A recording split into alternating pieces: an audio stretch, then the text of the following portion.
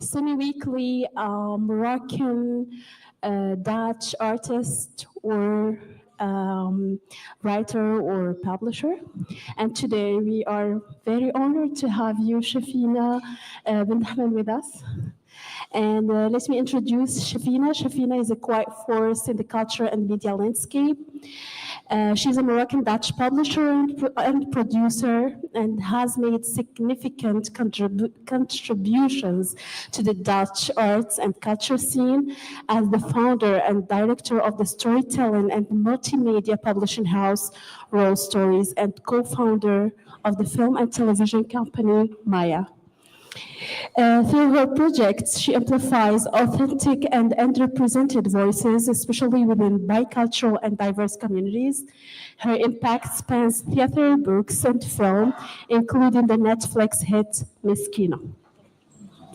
This session aims to delve into her journey, vision, and contribution. So thank you for being here with us, Chafina. Thank you so much. Here in Morocco, in Rabat. One of my favorite cities. So you described yourself, once you described yourself as a storyteller who is always chasing for a story. Yes. Chasing new stories. Yeah. And you often stated that your mother was the main figure that was very inspirational for you, and how her influence shaped the way you approach storytelling. Yes. Before I start, I just want to thank everybody for being here. Merci. Thank you. And in Tamazight we say shukran. Yeah. So, yeah. So we have a lot of in common. But I'm sorry for not speaking Darija. But I grew up in Husima. With our family, we speak Tarifit. So I speak, if you want to, I can do it in Tarifit. But maybe we should stick to English. And if you want to, you can translate things in Darija. But thank you so much for having me. And I think you said, wherever I come, even when I was young and not doing this work, I was always looking for stories, for people that can tell stories. I think when I grew up in Husima with my mother and 5 brothers, we lived in this small house, and it was really important because my father was in Holland working, and we were there with my grandmother. I don't know, her stories, like the Moroccan stories, like the Moroccan Cinderella, we call it Nunja. She would tell all those stories every night again, and I don't know, she was this big, amazing role model, my mom, when we lived in Morocco, and still is. But I think that's why I do this work. It's really, I told you, we Moroccans, I think everybody in the world loves stories, but we Moroccans we are stories. It's in our blood, it's in our DNA. And that makes me so happy. So wherever I am, especially now I'm a producer and a publisher, I always look for people who want to write movies, write books, write theater. And I'm the person who gets it done. Yeah. And speaking about Moroccan heritage, you start your journey as a publisher with a book entitled Milk and Dates. How do you say it in Darija? حليب وتمر. Yeah, it's a cookbook, but at first it was really to write the stories of our mothers, because living in Holland, I think our mothers were really invisible, and for me and my friends, we really wanted to give them space, tell their stories, but the most mothers said, oh, no, we don't want to. Yeah. And then we said, oh, we want to publish your recipes. And they were like, okay. So then we published their recipes, but also their stories of migration and diaspora and everything. But that's, yeah, it's one of the proudest projects I've done. And how did the Dutch readers receive that book? I think it was in a time where Moroccans were maybe were not in a positive way in the news. Um, so a lot of Moroccans were really proud that there was something, a book about their heritage, about their mothers. So Moroccan Dutch people were really happy with it. So it was a big success. But also the Dutch people loved it because they yeah, it gave them a different perspective on being Moroccan. It was just, it was something we were proud of our recipes and our mothers and our history, Morocco. So it was, yeah, it was a huge success. And the book became a theater play. And the theater play became a television show with now the third season on television. Wow. Yeah. So you believe in your work in art and in publishing that books and art can be part of the change. Yes. And did you experience that in a deeper level, even in your personal life before? Because I remember that in one of your interviews, you say that the first book you read was entitled Amel, Yeah. and through this book, you discovered some part of yourself that you didn't know before. Yeah. I think when I grew up, it was in the 80s. I'm almost 50 now. But when I got to Holland, there were not a lot of stories about Moroccan girls or Moroccan boys. So all the stories were with white people. Um, so I remember when reading ML, it was, I don't know, something happened to me because it was a Moroccan girl being in love, the struggles with her parents. And I think it's the most, because, back then nobody could buy a book. So we would go to the library. It's one,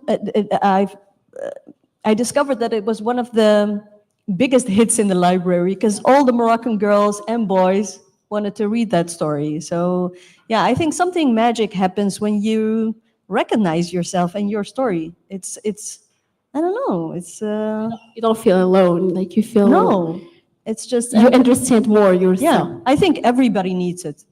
I think recognizing yourself as a woman, as a Moroccan, it's really important. I think you should have stories from all different perspectives. And I think because we live there in the Netherlands, I think, and also with the work we do, like in the past 10 years, we have had like more than 100 books, films, television shows, and exhibitions. So yeah, that makes really a difference. It's not to do this, but it really makes a difference. And I think for my nieces and for my family, for young girls and boys, Moroccan boys and girls who grow up in Morocco, it's really important to see themselves in a positive way, in a cool way, to be proud.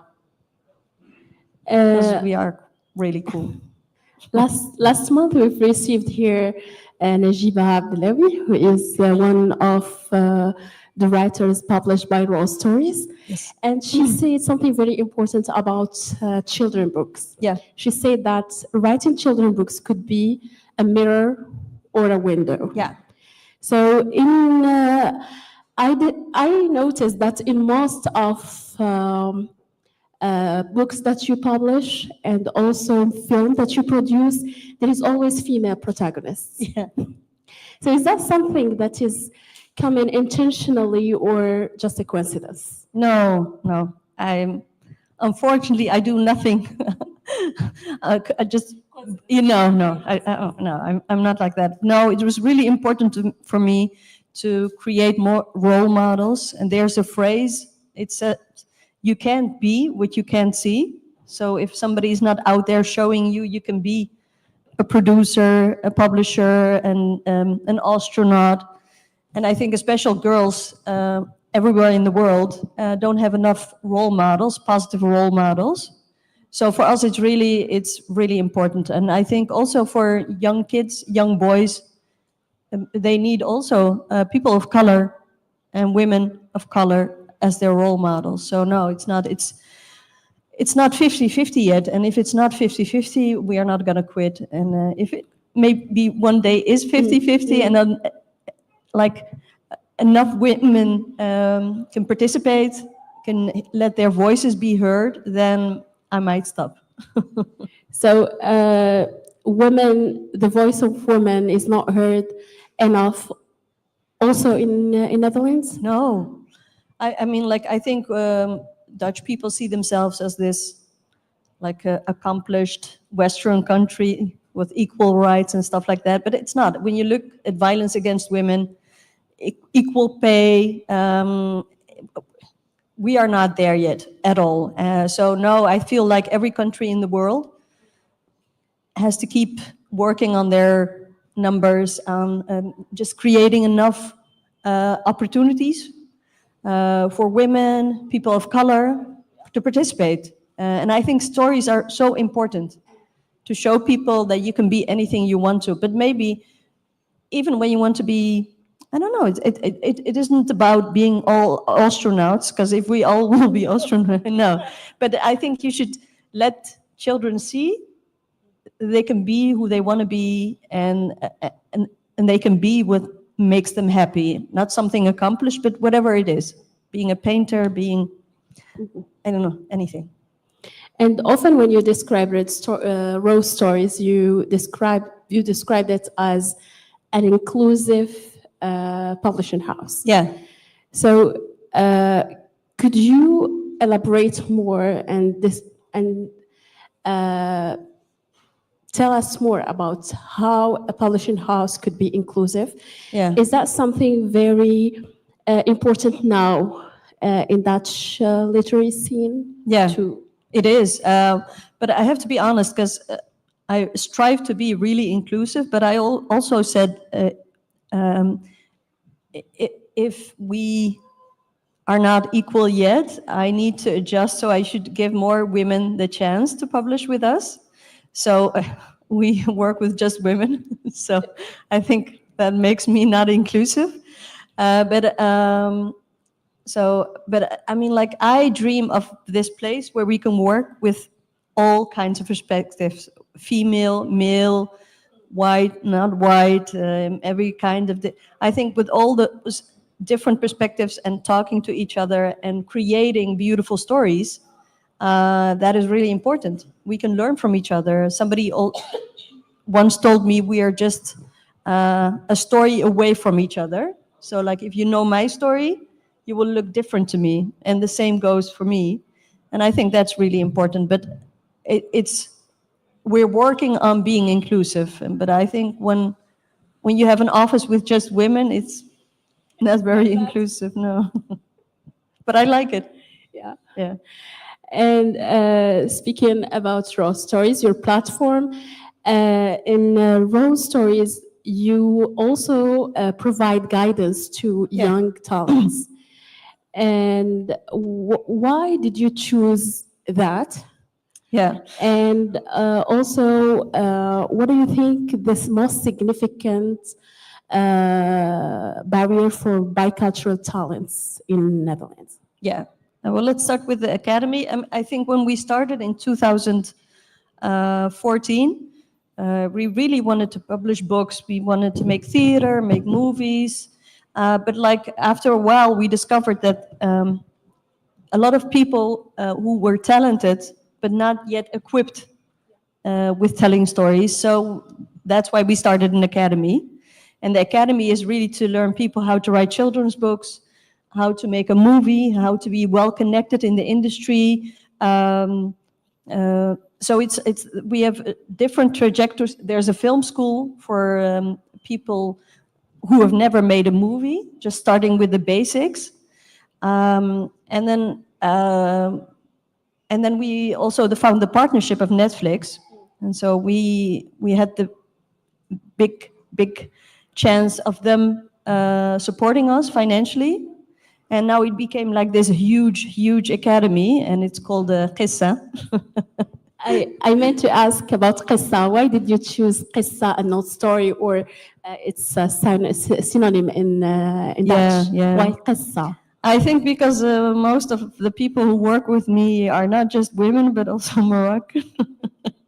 So yeah, I think somebody, I mean, my colleague Nedra and Ibtisam, one Tunisian, one Moroccan, they were really wanted to give their heritage in the name. So for some Dutch people, it's really hard to pronounce. They say Kesa, Kassa, and so it's really hard to pronounce the name, but we just keep going. But so the Academy is for everybody that wants to tell a story, and we provide all kinds of trajectories to help people how to tell a story and how to be connected, like with Amazon, with Netflix, with all our partners. And I think that that really made the difference that we had the support of Netflix. Yeah. And when I was talking about with you, I discovered that you yourself you write stories, but you've never published yourself. No. Why? Because I felt like I started in film writing, and then I started writing my own stories. But then, just publishing other people's stories was faster for me. so, so I've been for 10 years now. I say I'm going to take a break, and then I'm going to write my story. So I'm taking a break next year. Yeah, and I'm coming to Morocco for a couple of months and see what will happen. But after 10 years, I decided that I want to write too. Yeah. Uh, Speaking about your story, there is a story entitled "The Shoe of 10 Millions," Yeah. and this is a story that was co-created with you and your family, your Yeah. mother, your sister, and your brother. Yeah. Exactly. And tackle themes like poverty and food insecurity. Yeah. But you've been trying to create something magical, a fairy tale from this tragedy. Yeah. And how did that experience shape your storytelling and perspective of resilience? Yeah, I think for a lot of Moroccans who went in the 70s to the Netherlands, I mean, our fathers were here selected to go and work there. And it was, they said temporarily, and then they would come back, but they never came back. And then we went to Holland. But like what most people, I don't know if people know this, but it's most families lived in a lot of poverty, big families, small houses. In Netherlands. In the Netherlands, yeah. And so it was a big challenge to, and most of the fathers after a while had no jobs anymore because so it was really a tough time. So I think what I wanted to do with this book is because in Holland there are a lot of still. I mean, like this was when I was in the 80s when I lived like this, but a lot of children still live in poverty in Holland, and so we asked famous Dutch book writers, children book writers, to interview families who live now in poverty.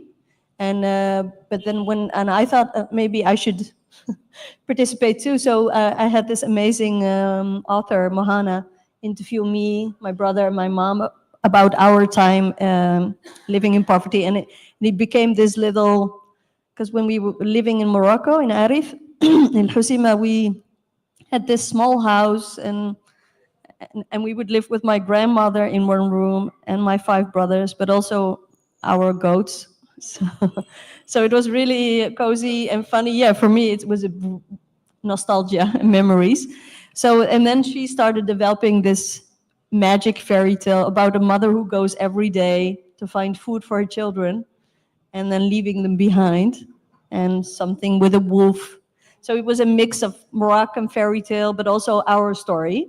And all the stories in the books are like that. The authors have talked to families and they use a little magic and they're true stories. And for me, this is, I mean, like, that's what I love art.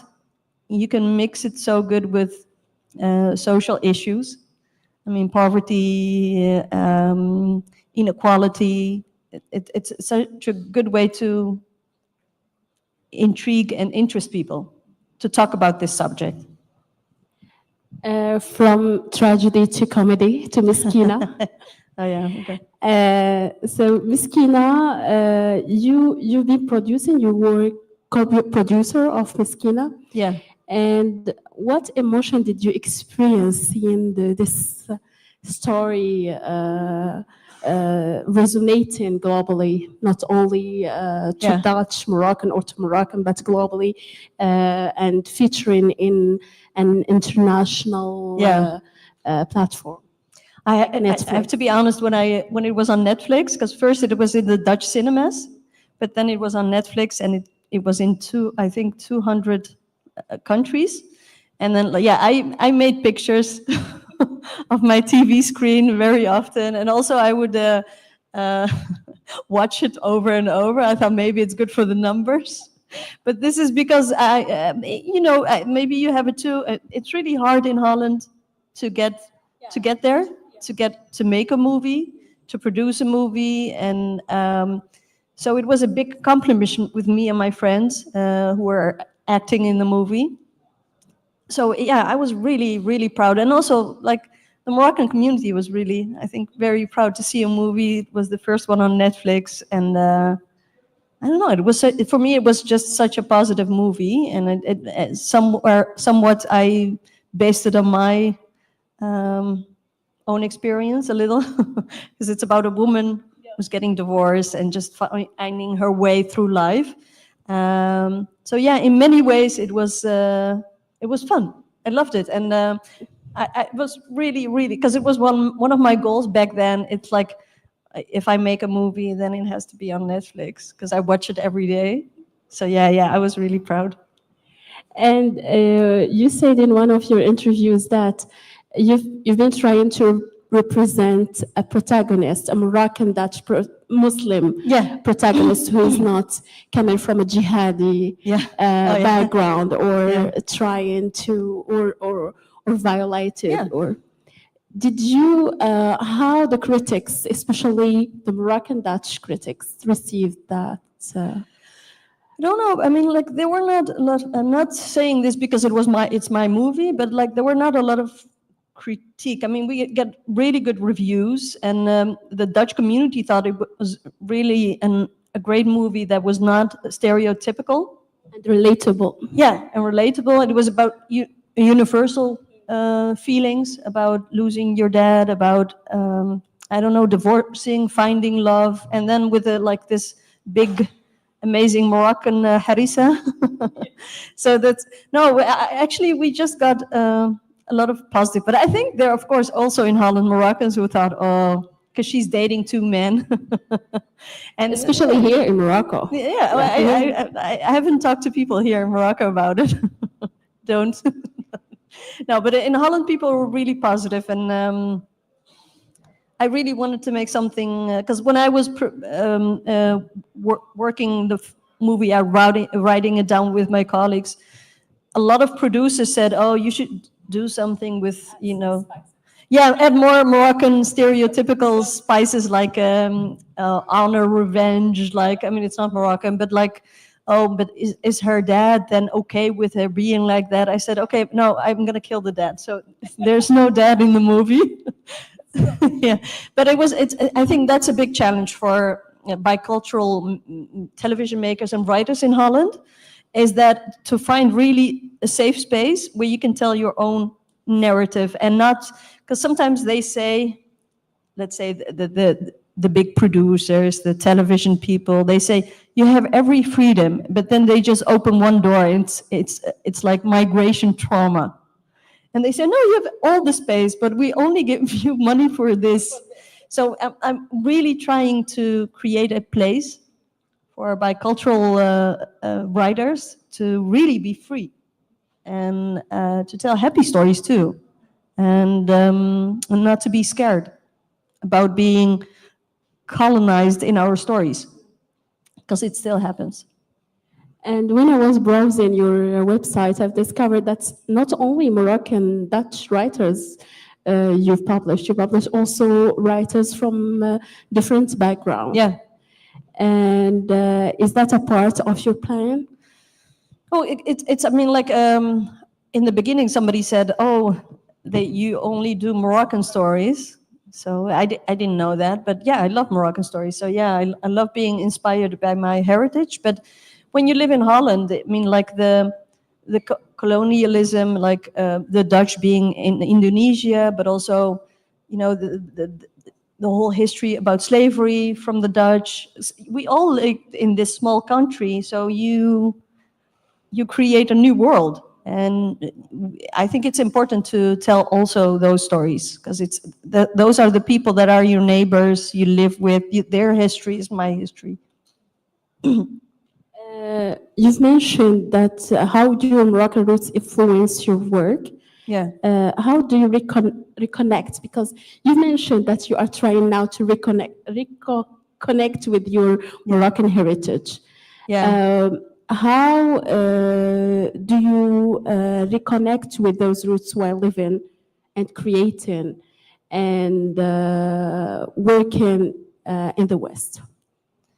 Like, you mean reconnecting here in Morocco, or In your work, Yeah. the work you are undertaking in the Netherlands. Yes, when you are born in Morocco and you open your eyes for the first time in Morocco, you smell the smells of Morocco. I mean, the good smells. It's just in your DNA. I think that's the hardest. You always miss Morocco. You feel always like there's something missing when you live there. And I think with making the books we make, the movies we make, it's all about, you said it, I think, with nostalgia, because you miss something so much. But I hope it can be more. And I think reconnecting for me now is getting back to Morocco for a while, just because we come every year, twice a year. We go to Husima or Tangier. But I just want to see how it is to live here for longer than 3 months and see. I mean, like, there are so many talents, and I'm so proud of my heritage. I just want to see, maybe there are people here that want to work with us. Maybe, I mean, like, especially because we have this amazing big platform of big organizations supporting us. I don't know, maybe there is something possible. I don't know. So it starts here. Yeah, actually, my story starts here in Morocco with reconnecting.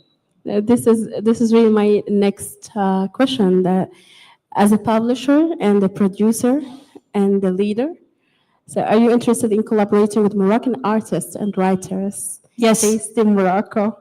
Yes, please. And are there any tangible plans for translating work between Moroccan Dutch and Arabic Dutch? Yeah. Yes, please. I think that's. I don't know where to start yet, but if there's anybody here that is interested in working with somebody from Holland who has a story, who knows people with a story or organizations, please email me, text me. And I'm just going from here to where it brings me, because I feel like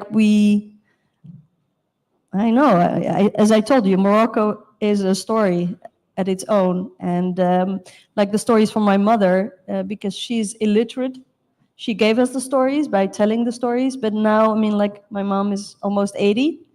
So I don't know what will happen when she's not here. I don't even want to think about it. But I'm looking for ways to just celebrate our culture. And I know I don't live here. I lived most of my life there in Holland. But I'm so proud, and I just want to see what is possible. And we have this expression in Holland. It's don't be afraid to ask. People always can say no. So I'm asking all of you, if you, I don't know, if you know anything or anyone, just please connect me, and we'll take it from here. But I would love to.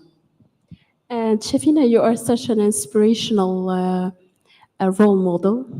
Thank you. And what lessons could you, from your entrepreneurial journey, would you share with some of Moroccan women here? Yeah. To break through publishing and media industry, or just what they want to do in their life? Yeah. Oh, I wish there were like magic beans I could give to you and you could just use them. I wish I got some magic beans, yeah. But I mean, like I told somebody, I want to write a book about how not to do it. I think in the How past not 20 to do years, it. I know what not to do. Maybe that is some good advice. But I think just um, if you have a story to tell and you love your story and you, you want to share it with other people, just have confidence in that. And just when people reject you the first time or the 50th time, don't care. It's because it's not about you. It's sometimes it's just not the right time.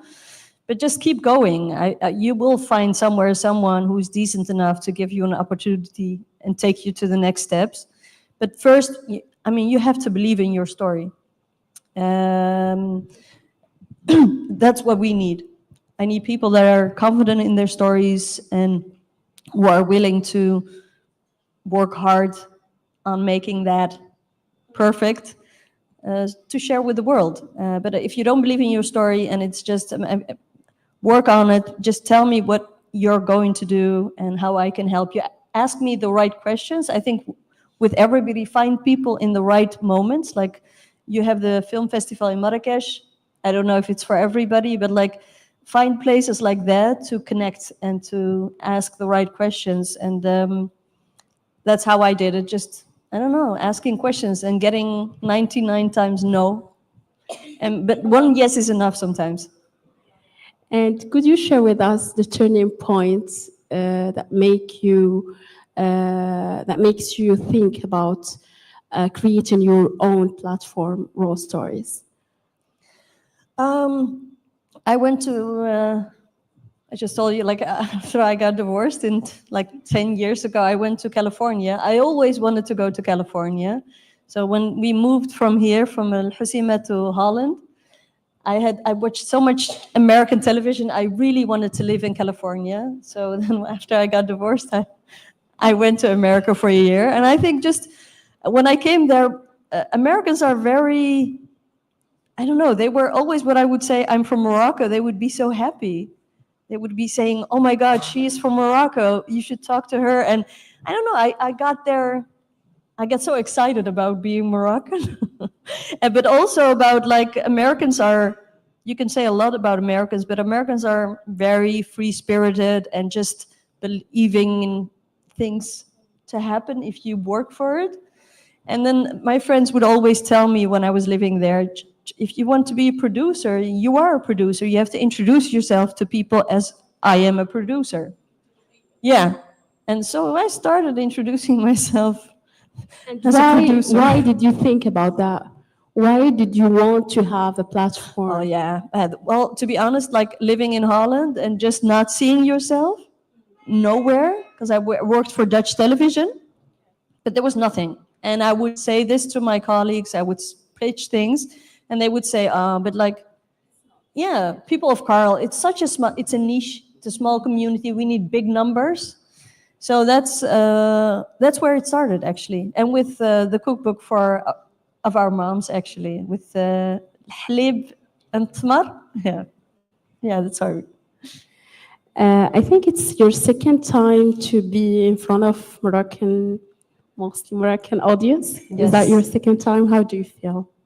I love Morocco. I love Moroccans. I don't know how they think about me, but I love being here. I feel so free and proud, and so yeah. Thank you so much. And what do you think Moroccan readers or audience don't know about third culture kids or Yeah, yeah, third culture writers yeah, or artists? yeah. We're messed up, so maybe you can say that in Darija. But no, we are messed up, and but I think um, the drama gives the stories. So we because going through, and it's a big community because I say a minority in Holland, but we are a majority group, and I feel it when I'm here. Um, yeah, it's an amazing group that nobody is really talking about.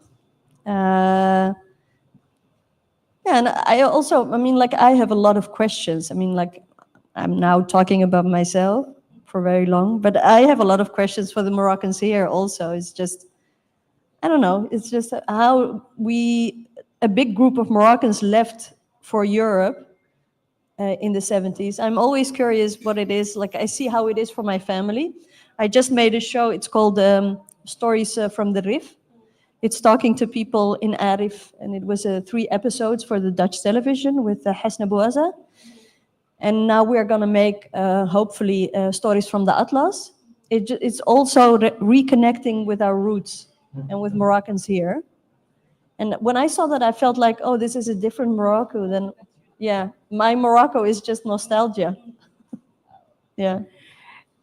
So my questions are, I'm done with my questions. Thank you, Chafina, so for much. your rich and new perspective that you shared with us. And now I will open the door to the audience to ask if you have any questions. Yeah, this Please is my don't favorite part. hesitate. Yes, my favorite too. Don't hesitate to take advantage of Shafina being here with us. Take your time. It's And you can ask in Darija if you want, and someone will translate it into English. Can So- I ask a question? Are there here potential writers, filmmakers, photographers, yes. storytellers? I think yes, I know a couple of aspiring writers. وكاين هنا شي واحد اللي مهتم بالكتابة ولا بصناعة الأفلام. I see somebody's finger over there.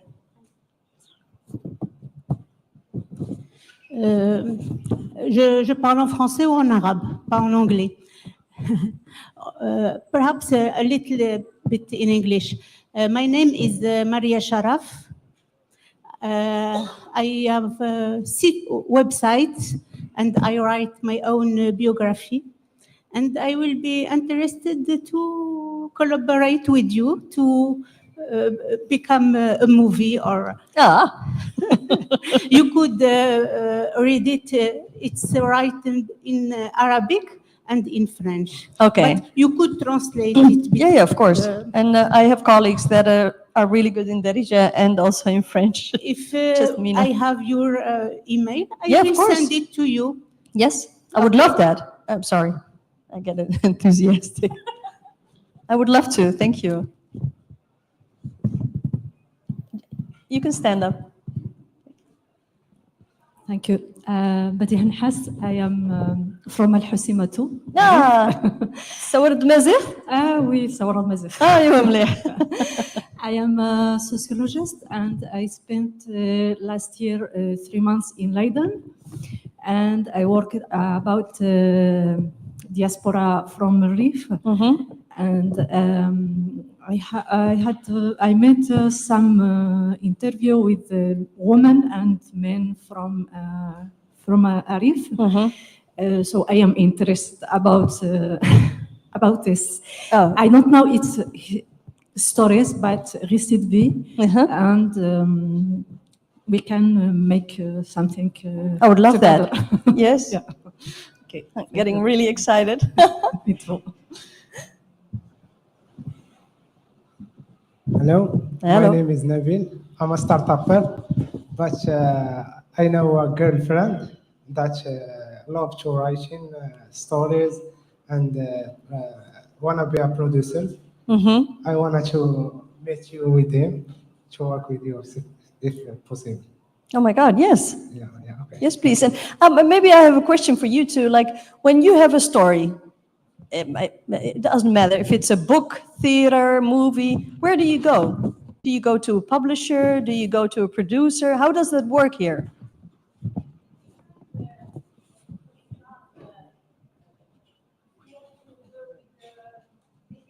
Yeah. Yes.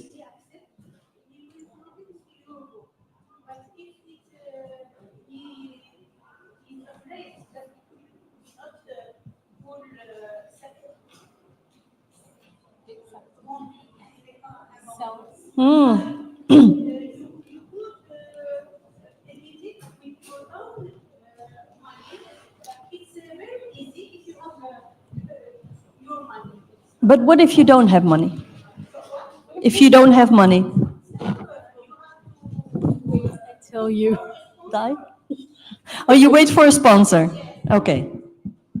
Also, I want to add something that in Morocco, if you write in Arabic, it's something that's open more doors for you because Arabic is spoken in 22 countries.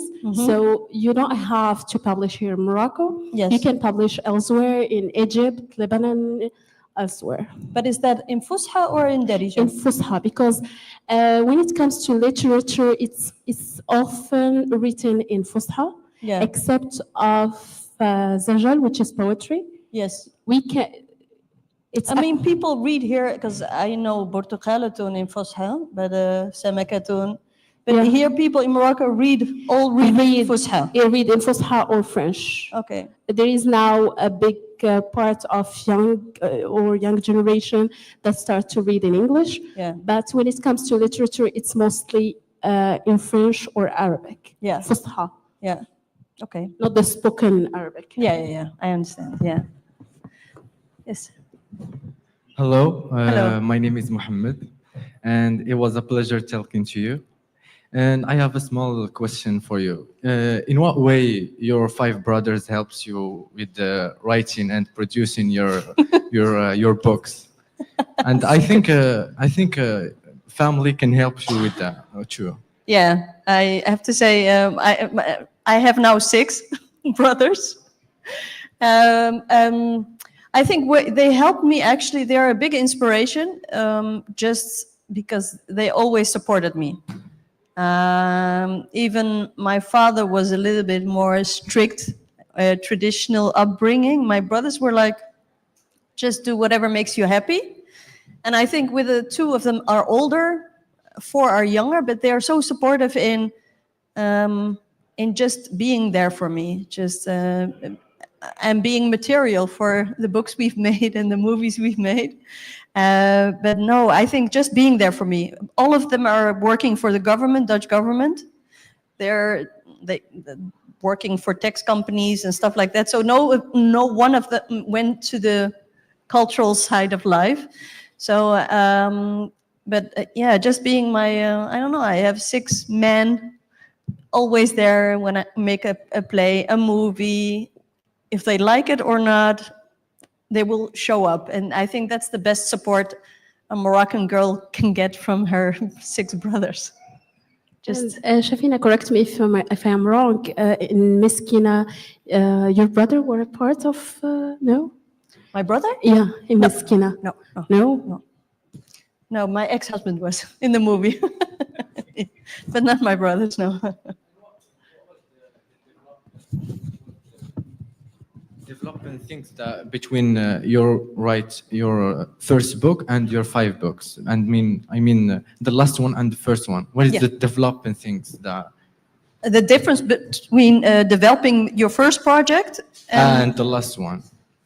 Now it's, I mean, like in the beginning, because I didn't study, I studied hotel business. So I didn't study publishing or anything like that. So everything was so new. And I really wanted to be just like the publishers in Holland. Yeah. They were all men, old men, white men. And now it's just, how do you say it? I don't give a fuck. Okay. I just make whatever I want to make with the people I like. And so it's more free. I feel more happy with I make. And if it doesn't work, it doesn't work. But I tell all the people I work with, make something that you're proud of, you're happy with, something that really gets to you and will get to the people. And yeah, just don't care about the opinions of others. Thank you for your words. Yep. Hello, I am Hiba, and I'm a college student. My friend and I are interested in joining your program. Like you talked about the academies. Can we know where are the academies located, and where can we actually learn how to be writers? Well, at this moment, the academy is located in, of course, the Netherlands, in The Hague. But it's for actually for Dutch. But we are, I mean, like, for me, it would be amazing because we started just a trajectory in like Bonaire. Bonaire is like this island that is part of the Netherlands.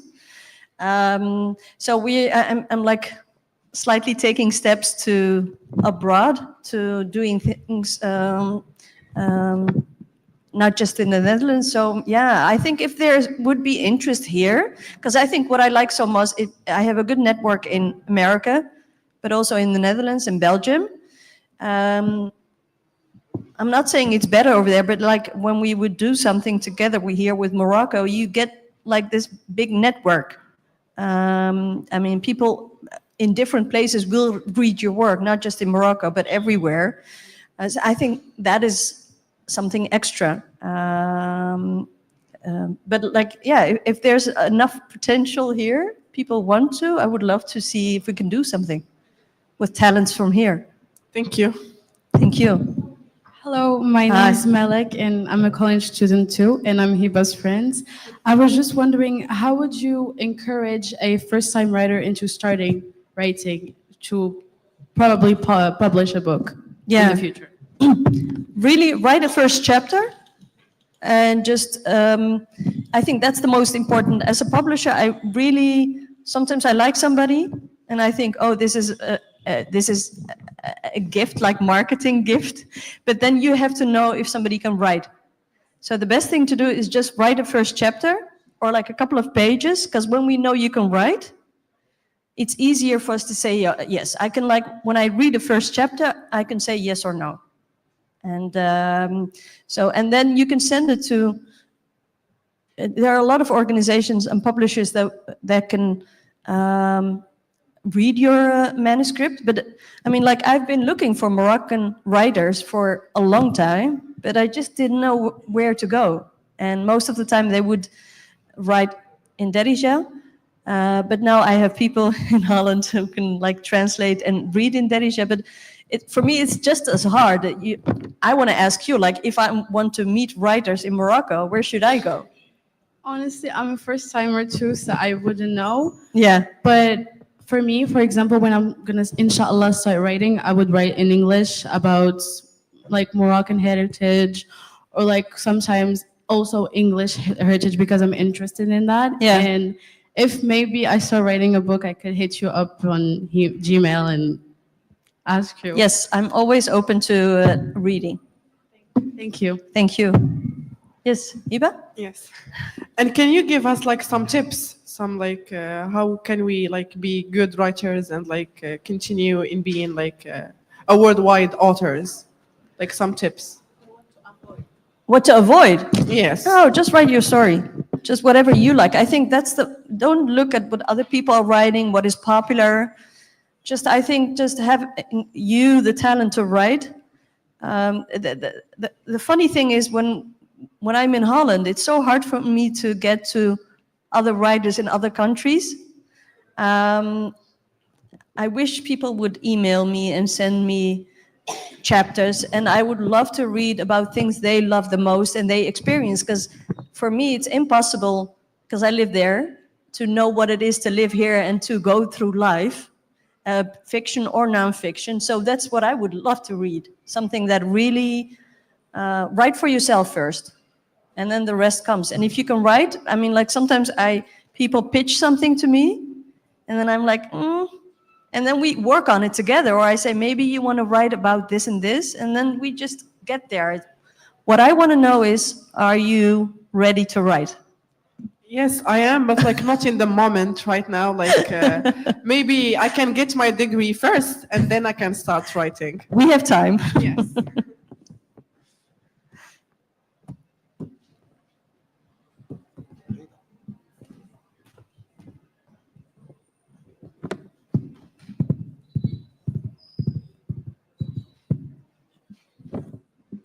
Hi. Assalamu alaikum. Alaikum salam. I am Nada. I am a writer too. You asked about if you don't have money, how you can do. Yeah. I don't have money, so I published in Facebook. So that's what I do every if I want to publish what I wrote, Do you do self-publishing? just on Facebook.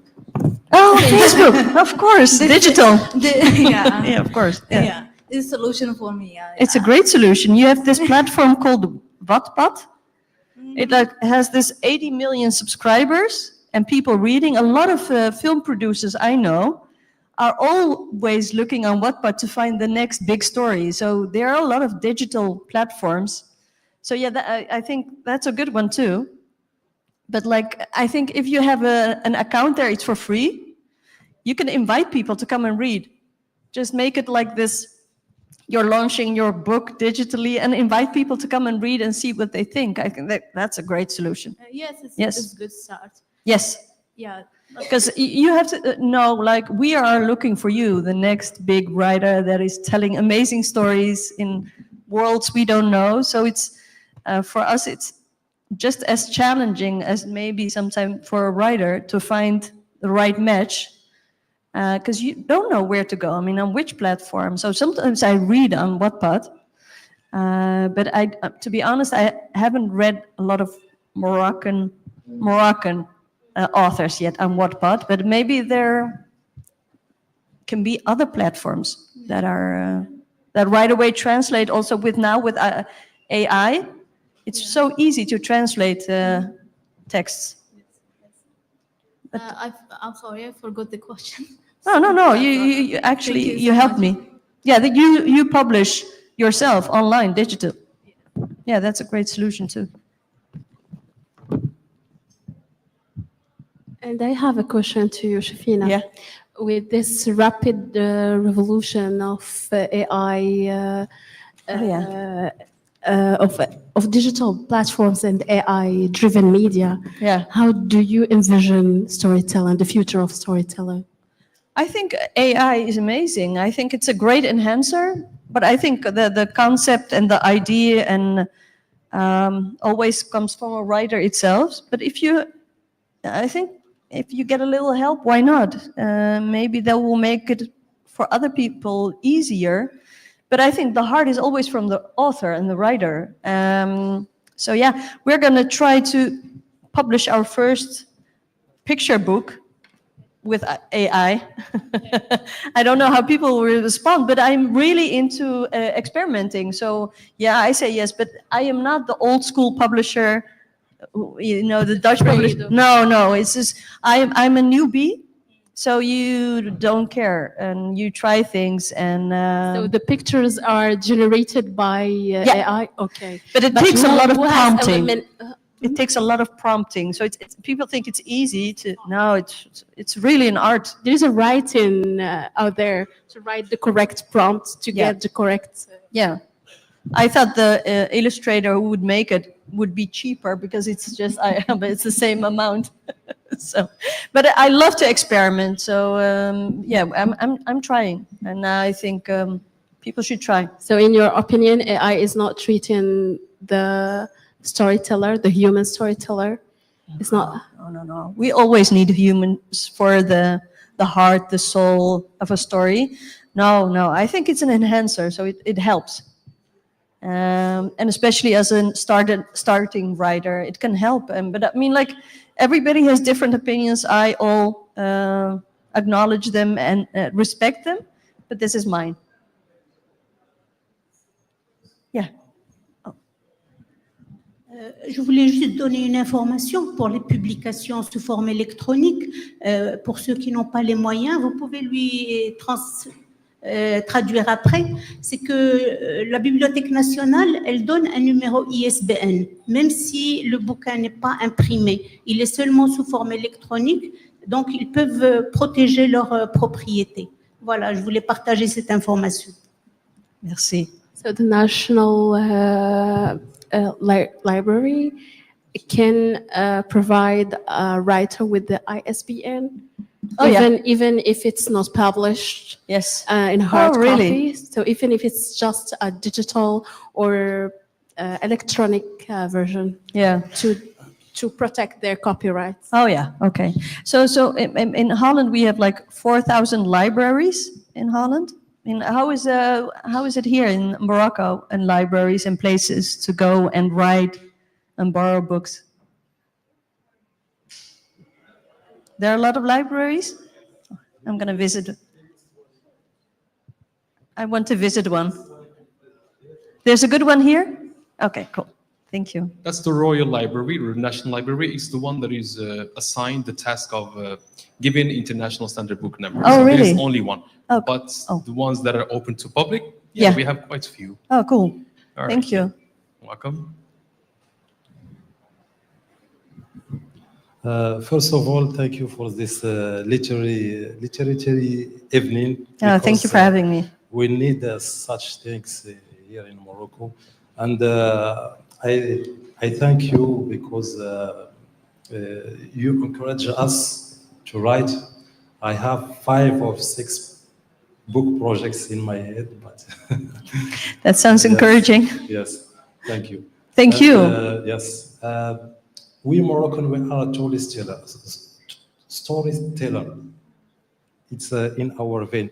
Like your mother, our great mothers. Yeah. Always they had told us stories when we were young.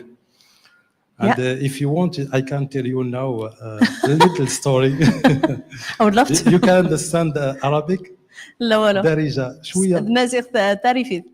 Just تعرفي. Yeah, It's about a goat, a mother of 6 little goats. Oh, really? Yes.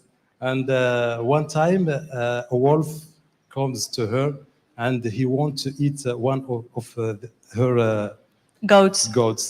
And she go to the tree and he told her, give me one or I will escalate to take one from you from the tree. Yeah.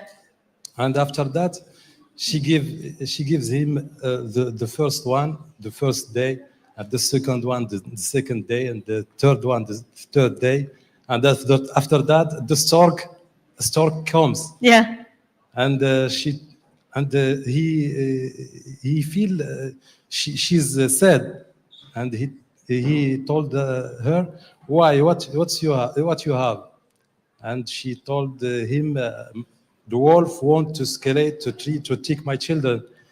And the stork told her, he can't escalate the tree. He's a wolf, he's not a tiger.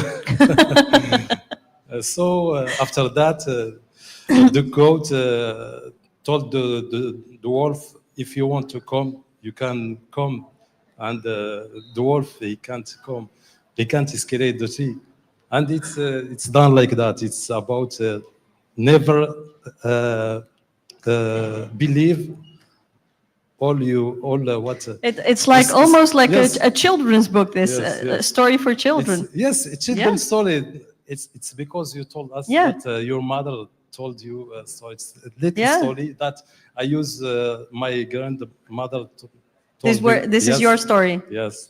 So nice. But my project book that I want to write, it's about something science fiction, and also about something related to sociology. Yeah. For example, I want to write a book. It's about polygamy. I don't think it's a little bit. It's a subject. It's sensitive. But I want to write something like that because I saw that there is a lot of problems and issues because of that. Yeah. So I want to redact something, some sentences, and sounds really good. Yes. Please write. I will try. Yes, and I read this article from the Guardian, and they said in Marrakesh, the story was the last storyteller of Marrakesh, and they say whenever like a Moroccan storyteller dies, a library burns, or we lose a library, because they have so much heritage in us. So please, yes, we should tell more and share. Thank you. All right, over here. Okay, I want to thank you so much for sharing with us your story and walking us through the different stages of becoming a director and a producer. But first, let me introduce myself. I'm Idris Layadi, and I'm a researcher in culture studies. I am affiliated with the Faculty of Letters and Humanities here in Rabat. Also, I can see some familiar faces over here, so students of mine, I suppose. So I take it you're culture studies students, right? Hiba, Safa, so culture studies.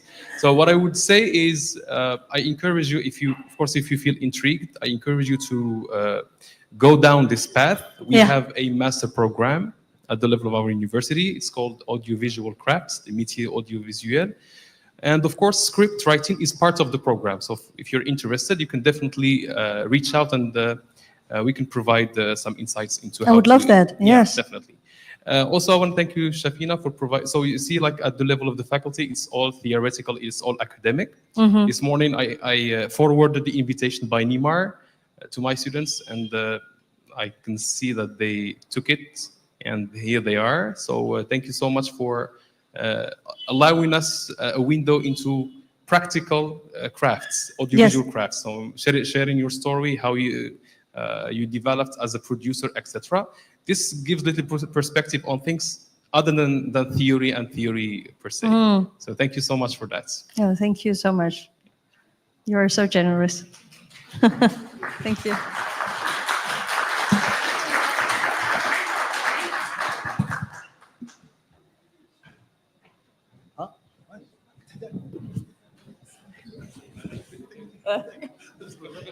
Hi, Chafina. Thank you so much for this very enlightening talk. I work at the Netherlands Institute Morocco, and I have to admit, I didn't know who you were before.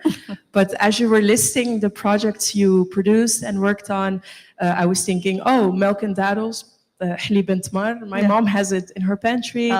Miskina, I watched it in Dutch cinema.